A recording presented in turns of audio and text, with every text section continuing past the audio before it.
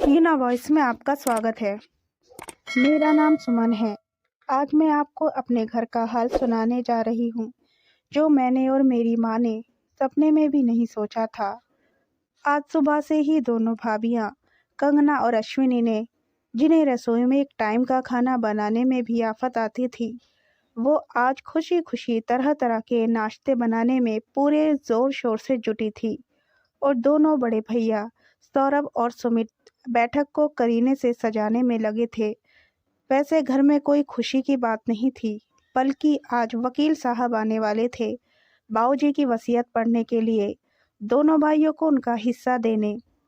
वकील साहब के खाने की बहुत चिंता थी सभी को, पर माँ, उनकी किसी को फिक्र नहीं थी। बाबूजी को गुजरे आज पूरे 6 महीने हो गए थे, और इन 6 महीनों में माँ ने बहुत कुछ गहराई से महसूस कर लिया था, देख लिया था, जिसे संभवतः शब्दों में बयां करना मुश्किल था। समय के साथ अपनों के बदलते रंग ढंग ने माँ को आहत कर दिया था, परंतु चुप रहने के सिवा उनके पास कोई विकल्प नहीं था। बाबूजी के बाद दोनों भाई भाभियों को माँ शायद बोझ लगने लगी थी। उन्होंने कल ही वकील साहब के साथ साथ मुझे भी बुलवा लिया था, ताकि भविष्य में मेरे मन में भी कोई शंका न रहे। वकील साहब आज बाबूजी की वसीयत पढ़ने वाले थे, यानी आज उनकी वसीयत का बंटवारा होना था। सबके अंतर्मन में बहुत कुछ चल रहा था। सबको वकील साहब के नाश्ते खाने की चिंता थी कि वो क्या खाएंगे, या फिर उन्हें ये नाश्ता पसंद आएगा या नहीं। किसी को माँ के नाश्ते की फिक्र नहीं थी, जो सुबह से भूखी बैठी थी। बड़ी भाभी, अगर नाश्ता तैयार हो गया हो तो माँ के लिए दे दो। दीदी, मेरे हाथ गंदे हैं, आप छोटी से कह दो। कहकर बड़ी सफाई से बड़ी भाभी ने अपना पल्ला झाड़ लिया। मैंने देखा कि छोटी भाभी के हाथ भी खाली नहीं हैं, इसलिए उनके मुंह से कुछ सुनने से अच्छा था कि खुद ही मैंने माँ को नाश्ता परोस दिया। माँ की खामोशी, उनकी भीगी उदास पनीली आंखें और कांपते हाथ बहुत कुछ कह रहे थे। बाबूजी के जाने के बाद इन 6 महीनों में बहुत कुछ अनुभव कर लिया था। उनकी सारी जिंदगी का अनुभव एक तरफ और इन 6 महीनों का अनुभव एक तरफ। खैर, तय समय पर वकील साहब आए और उनका स्वागत भी खूब जोर शोर से हुआ। वकील साहब वकील कम बाबूजी के दोस्त ज़्यादा थे। वे पारखी नज़र रखते थे, अतः सादर सत्कार और माँ की पनीली आंखें देख सारा माजरा समझ गए।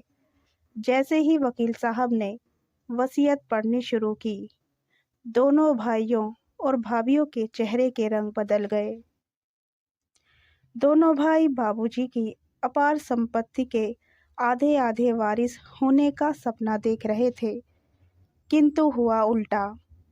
अनुभवी बाबूजी ने अपने बेटे बहुओं की नियत पहले ही भांप ली थी, अतः उनकी दूरदर्शी सोच ने सारा पासा पलट दिया। बाबूजी की सारी संपत्ति माँ के नाम देख दोनों भाइयों के पैरों तले जमीन खिसक गई। भाइयों ने सोचा था संपत्ति मिलने के बाद माँ को एक अच्छे उम्दा वृद्धाश्रम में छोड़ आएंगे, पर यहाँ तो कहानी बदल गई। सब कुछ उलट पलट हो गया। जिस माँ को बेबस बेसहारा समझ रहे थे, वो माँ खुद अकेली सारी संपत्ति की स्वामिनी थी। ईश्वर की कृपा से बाबूजी के संपत्ति वैभव में कोई कमी नहीं थी। घर, फैक्ट्री, दुकान और बैंक बैलेंस सब कुछ अब माँ के नाम था, और भविष्य में भी माँ के बाद अर्थात उनकी मृत्यु के बाद समस्त संपत्ति के 3 बराबर हिस्से थे, एक एक दोनों भाइयों का, और एक हिस्सा मेरा यानी उनकी बेटी का। मेरा हिस्सा सुनकर दोनों भाई भाभियों के चेहरे पर गुस्से, आश्चर्य और अफसोस के मिले जुले भाव आ रहे थे। क्या सोचा था और क्या हो गया, चारों यही सोच रहे थे। अब तो घर भी माँ के नाम था, कहाँ माँ को बेघर करने की सोच रहे थे, और कहाँ खुद बेघर होने की नौबत आ गई। मैंने ये वसीयत कोर्ट में भी रजिस्टर्ड करवा दी है। और हाँ, एक बात और, वसीयत के हिसाब से अगर भाभी यानी सुषमा देवी आगे अपनी संपत्ति अपने बच्चों में ना बांटना चाहें, तो ये उनकी इच्छा पर निर्भर करता है, कि वे उस संपत्ति का क्या करना चाहती हैं, किसको देना चाहती हैं। इस बात में उन पर किसी भी प्रकार का दबाव नहीं होगा, अन्यथा सारी संपत्ति चैरिटी में चली जाएगी। अगर किसी को भी इस विषय में कुछ पूछना हो तो पूछ ले, भाभी आपको या फिर बच्चों? वकील साहब ने पूछा। जी नहीं, बस चारों के मुख से बड़ी मुश्किल से ये 2 शब्द ही निकले। वाह बाबूजी वाह, क्या नेहले पे दहला मारा है। अच्छा सबक सिखाया आपने।